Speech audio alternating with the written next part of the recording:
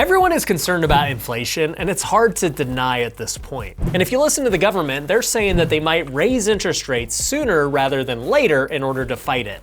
So in this video, we're gonna talk about when exactly that might be and how it's going to affect the economy. And I'll give you a quick spoiler. I think you're gonna end up seeing a redirect after this happens. If you're new to my channel, my name's Ryan Pineda. I'm a real estate investor and entrepreneur here in Las Vegas. I flipped hundreds of homes, I've bought hundreds of rentals, and I own multiple businesses. And I just launched a brand new project called The Wealthy Way, where you can get access to our courses, planner, and Discord community completely for free by just going to wealthyway.com. Now, as it relates to inflation, there are a few reasons why it's happening. One, interest rates are at all-time lows. Two, the government has printed more money than ever before. And three, there are supply chain issues across the world. When you add all of those things together, it's obvious why we have the highest inflation rate in decades. So knowing that, we're all aware of what's on the same page. You don't have the government denying that it's just transitory anymore.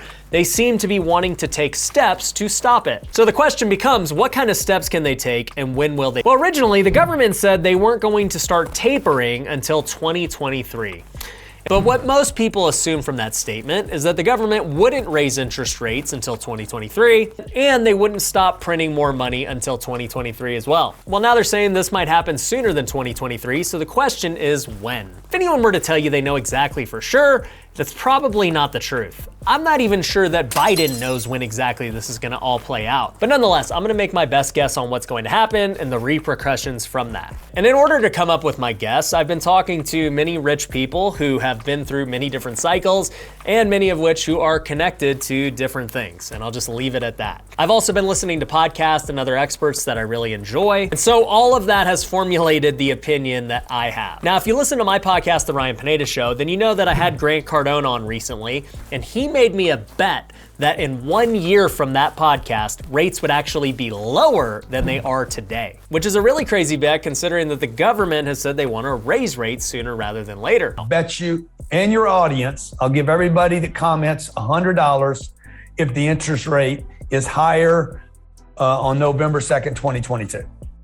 All right. You guys heard it first. If you want to watch that full interview, I'll link to it down below. Make sure you subscribe to that channel as well. But then I see other people talking about how all the big players are taking money off the table. See guys like Warren Buffett who are sitting on a ton of cash. You see guys like Elon selling off stock. So the question is, with everyone having different strategies, who's right? Based on observation and talking to people, my opinion is that the tapering starts here in 2022. I think in Q2, you're gonna see the government signal that they are raising interest rates. Now, even though they might not raise the rates in Q2, the simple fact of announcing that they're gonna raise them in say Q3 or even Q4 will start causing the chain effect we're gonna see. Stock market is gonna act negatively, the crypto markets are probably gonna act negatively. The one that I'm still not sure of though is the real estate market, at least initially. You might see a big rush for people to buy real estate and refinance their houses while rates are low, but after that rush is over and they finally do raise rates, then you're gonna see the true effect of it. Demand for real estate will slow significantly and you're gonna see prices start to stabilize. Now during this tapering announcement, we're just talking about interest rates, but they may also signal that they're not gonna print as much money. Now when it comes to tapering, interest rates are just one piece of the equation. The other side is the money printing. I don't think they're gonna go with the double whammy of saying we're raising rates and we're gonna stop printing money. That would cause something very catastrophic. So I do believe that it's one or the other, with my guess being on interest rates being raised. But like we talked about, I think it's going to set this negative chain of events with the stock market, the crypto markets. It's going to create fear, and there is going to be a big panic over the announcement. And at that point, the government is going to have a choice on what to do next. And this is where I think the real play is going to happen. They are going to redirect and change what they did based on the negative consequences. Because of all of the pushback and panic,